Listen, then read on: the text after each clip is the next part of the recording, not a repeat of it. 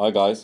ஒரே நாடு ஒரே தேர்தல் குறித்து 2 மசோதாக்களை ஆய்வு செய்வதற்காக கூட்டுக்குழுவிற்கு பரிந்துரை செய்வதற்கான தீர்மானத்தை மக்களவையில் மத்திய சட்டத்துறை அமைச்சர் அர்ஜுன் ராம் மெக்வால் டிசம்பர் மாதம் 20ஆம் தேதி 2024 கொண்டு வந்தார். இத்தீர்மானத்தை மக்களவை சபாநாயகர் ஓம் பிர்லா ஏற்றுக்கொண்டுள்ளார். அதே சமயத்தில் பாராளுமன்றத்தினுடைய கூட்டுக்குழுவாக புதிதாக ஒரு நபரை மக்களவை சபாநாயகர் நியமித்துள்ளார். அவர் யார் என்று பார்த்தால் பி சௌத்ரி. இவர் பாஜக எம்பியுமாற தற்பொழுது மக்களவையினுடைய உறுப்பினராகவும் இருக்கக்கூடியவர். இந்த பி சௌத்ரி ராஜஸ்தான் மாநிலத்தை சார்ந்தவர். ராஜஸ்தான் மாநிலத்தில் பாலி மக்களவை தொகுதியில் சார்பாக மக்களவையில் உறுப்பினராக தற்பொழுது இருக்கக்கூடியவர். இவர் ஒரு மூத்த வழக்கறிஞர், அட்வொகேட்.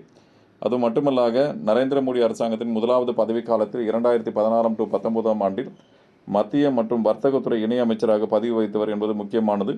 மேலும் பார்த்திங்கன்னா இந்த கூட்டுக்குழுவானது இந்த 2 மசோதாக்களையும் குறித்து விரிவாக ஆராய்ச்சி செய்து அதற்கான அறிக்கையை அடுத்து வருகின்ற 2025 வரக்கூடிய பட்ஜெட் கூட்டத்தொடரில் தன்னுடைய அறிக்கையை சமர்ப்பிக்கும் என்று தெரிவிக்கப்பட்டுள்ளது.